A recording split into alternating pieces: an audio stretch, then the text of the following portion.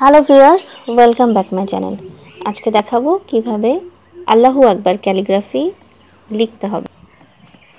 অনেকেই আমাকে অনুরোধ করেছিলেন আমি যেন নতুন কোনো ক্যালিগ্রাফি আঁকি, তাই আজকে আমি একেবারে বিগিনারদের জন্য খুব সহজভাবে ক্যালিগ্রাফি এঁকে দেখাবো।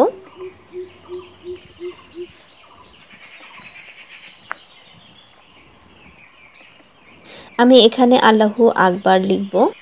আপনারা জানেন যে আমি প্রথমে গুগলে সার্চ করে দেখাই যে কিভাবে আপনারা খুঁজে পাবেন লেখাগুলো। তো আমি আল্লাহু আকবার লিখে গুগলে সার্চ করলাম। এখানে অনেক রকম লেখা আসছে, আপনারা দেখতে পাচ্ছেন বিভিন্ন রকমের নকশা এবং বিভিন্ন রকমের খত আসছে। তার মধ্যে আমি এখানে আল্লাহু আকবার একটা সহজ লেখা নিলাম, যারা বিগিনার আছেন তাদের জন্য খুব সহজ হবে। আর প্রথমেই লাগবে আমাদের দুটো পেন্সিল। অনেকে একটা পেন্সিল দিয়েও লিখেন, কিন্তু আমি দুটো পেন্সিল দিয়ে লিখব যাতে করে পারফেক্ট হয় লেখাটা। আর আমি এখানে ইলাস্টিক দিয়ে আটকে নিয়েছি, আর আমি পেন্সিলের মাঝখানটা কেটে নিয়েছি যাতে করে আমার লেখাটা চিকন হয়। যারা মোটা করে লিখতে চান তারা কিন্তু সরাসরি দুটো পেন্সিল নিয়ে লিখতে পারেন, তবে আমি যেহেতু একটু চিকন করে লিখব তাই আমি পেন্সিলের মাঝখানটা কেটে নিয়েছি, নিয়ে আমি দুটো পেন্সিলকে একসাথে আটকে নিয়েছি। তবে আমরা লেখার আগে খেয়াল করব যে আমরা কোন অংশটা লিখব, কোন জায়গাটুকুতে লিখব, সেটা আমি আগে মাপ দিয়ে নিচ্ছি যে আমি কোন অংশটা লিখব। এখানে খেয়াল রাখতে হবে যে পেন্সিল দুটো যেন কম বেশি থাকে। একটা পেন্সিল উঁচু করে নিতে হবে, আরেকটা পেন্সিল আরেকটু নিচে নিতে হবে, যাতে আমার লেখার সময় অ্যারাবিক লেখাগুলো যখন লিখব তখন এটার যে সঠিক মাপ আসার জন্য এটা কিন্তু জরুরি। আমি দুটো পেন্সিল পাশাপাশি নিচ্ছি এবং নেয়ার পরে আমি একটা পেন্সিলকে একটু নিচে নামিয়ে নিচ্ছি। ঠিক এইভাবেই কিন্তু আমাদেরকে অ্যারাবিক ক্যালিগ্রাফিগুলো লিখতে হবে, তবেই এটার যে মোটা এবং চিকন শেপ সেটা কিন্তু সুন্দরভাবে আসবে। তো আপনারা খুব ভালোভাবে খেয়াল করবেন আমি কিভাবে লিখছি।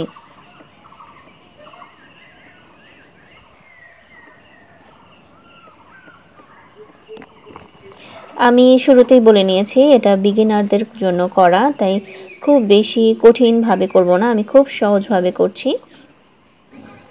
আমি এখানে আকবারটি আগে লিখে নিচ্ছি, তারপরে কিন্তু আমি আল্লাহুটি লিখছি।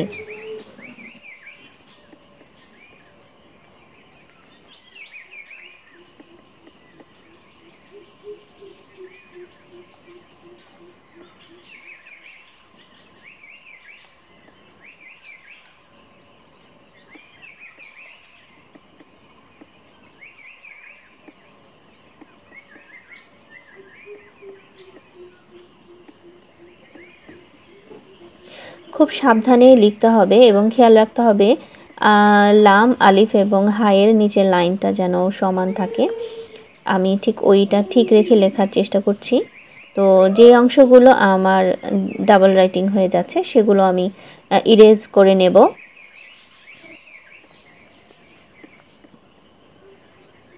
আমি খুব সহজ পদ্ধতিতে দেখাচ্ছি যাতে করে আপনাদের যাদের কাছে কালার নেই, তুলি নেই, শুধুমাত্র পেন্সিল এবং কলম আছে, তারাও এই কাজটা খুব সহজভাবে পারবেন।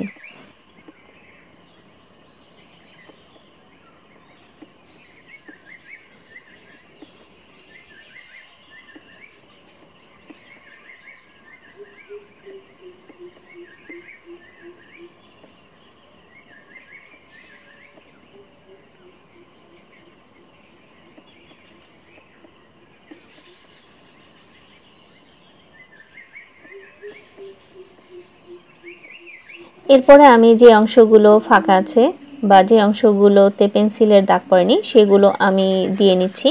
তারপরে কিন্তু আমি ঠিকভাবে শেপটা দিয়ে নিব।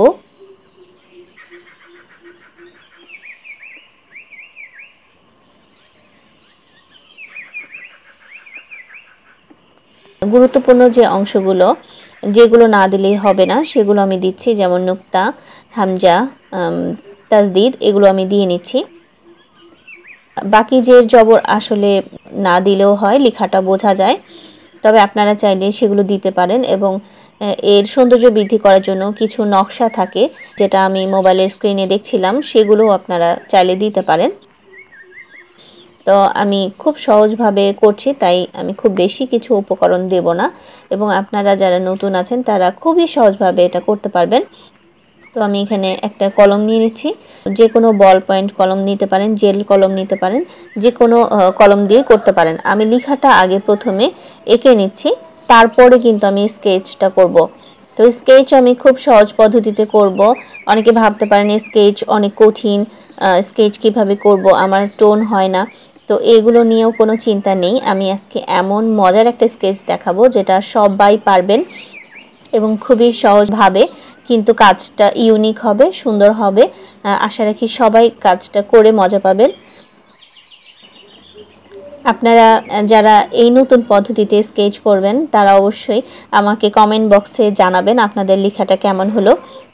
আমি চারপাশে লাইন দিয়ে নিচ্ছি যে আমি কতটুকু অংশে পেন্টিংটা করব। তো আমি এখানে ছোট ছোট সার্কেল বা স্পাইরাল দিয়ে নিচ্ছি। এই সার্কেল বা স্পাইরালগুলো দিয়েই আমি পুরো অংশটা ভরে ফেলব। তো আমি লেখার আশপাশে একটু সতর্কভাবে দিয়ে নিচ্ছি, আর বাকি অংশগুলোতে আমি স্পাইরালগুলো কিন্তু একটু বড় বড় শেপের দিচ্ছি। আর লেখার চারপাশে আমি ছোট ছোট শেপ দিচ্ছি, তাহলে কিন্তু আমার লেখাটা বুঝতে সুবিধা হবে। লেখার চারপাশ দিয়ে আগে স্পাইরালগুলো দিয়ে নিচ্ছি, তারপরে কিন্তু আমি বাকি অংশগুলোতে খুব দ্রুতই দিয়ে ফেলতে পারবো। তো আপনারা খেয়াল রাখবেন, লেখার চারপাশ দিয়ে যদি আমি একটু বেশি ডার্ক করে স্পাইরালগুলো দেই, তাহলে লেখাটা অনেক সহজে বোঝা যাবে এবং সুন্দর লাগবে।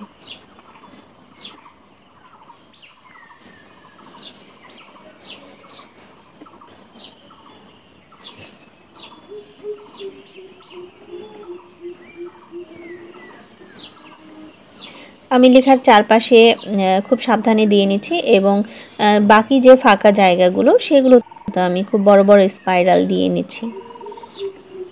আপনারা চাইলে বিভিন্ন রকমের টোন এখানে ইউজ করতে পারেন। আমি যেমন স্পাইরাল ইউজ করেছি, আপনারা চাইলে ছোট ছোট লাইন ড্রয়িং করতে পারেন, ঘষে ঘষে টোন দিতে পারেন। অনেকে অনেক রকমের ইফেক্ট এখানে নিয়ে আসতে পারেন। অনেকে পেন্সিল কালার দিয়ে, বিভিন্ন রকমের কালার দিয়েও লেখার চারপাশ দিয়ে বের করতে পারেন, অথবা লেখাটাতেও অনেক রকমের কালার আপনারা দিতে পারেন।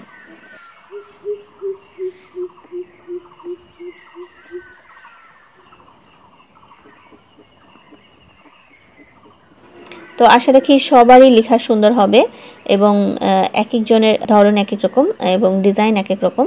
তো সবারই লেখার ইয়েটাও অন্য রকমের হবে আশা রাখি। তো আমি লেখাটাকে জাম্প করানোর জন্য আমি কিন্তু ছোট ছোট করে স্পাইরালগুলো বেশি ডার্ক করে দিচ্ছি, যাতে আমার ক্যালিগ্রাফিটা হাইলাইটেড হয়। আপনারা ভালো করে খেয়াল করে দেখেন, আমি লেখার পাশ দিয়ে অথবা যেগুলো কর্নার সেগুলোতে কিন্তু বেশি ডার্ক করে নিচ্ছি।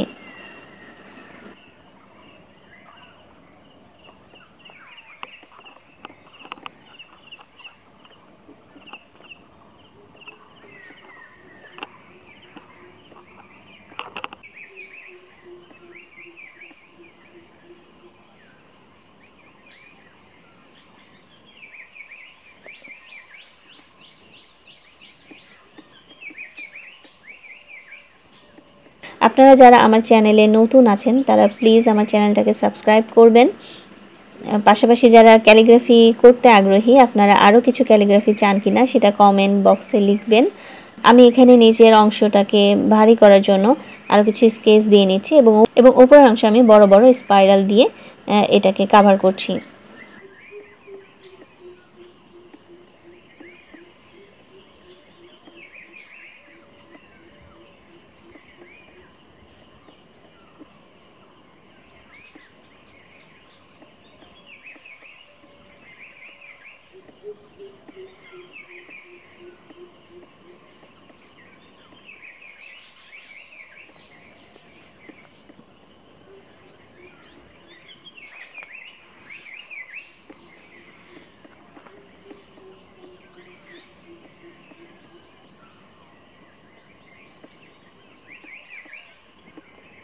যদি আপনাদের ভিডিওটি ভালো লেগে থাকে তাহলে অবশ্যই আপনারা এটা বেশি বেশি শেয়ার করবেন এবং সকলের মাঝে ছড়িয়ে দিতে সাহায্য করবেন।